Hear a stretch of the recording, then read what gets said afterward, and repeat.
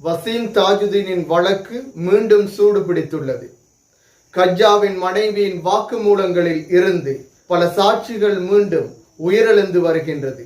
2012ஆம் ஆண்டிலே வசீம் தாஜுதீன் படுகொலை செய்யப்பட்டதில் இருந்து அனைத்து சாட்சிகளும் அழிக்கப்பட்டதுடன் கொலையும் செய்யப்பட்டிருந்தனர்.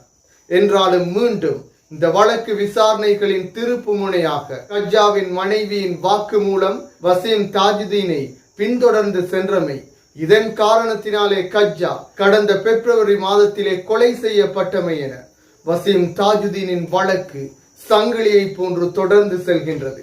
சிறந்து ராஜபக்ச நாமல் ராஜபக்ச என ராஜபக்ச குடும்பங்களின் நேரடியான தொடர்பிலேயே இந்த கொலை சம்பவம் இடம்பெற்றதாக பல குற்றச்சாட்டுகளும் முன்வைக்கப்பட்ட நிலையில், சாட்சிகளும் கூறப்பட்ட நிலையில், இன்று சாட்சிகளும் அளிக்கப்பட்ட நிலையிலே மீண்டும் புதிய சாட்சிகள் அடையாளப்படுத்தப்பட்டு இந்த விசாரணைகள் தொடர்கின்றது.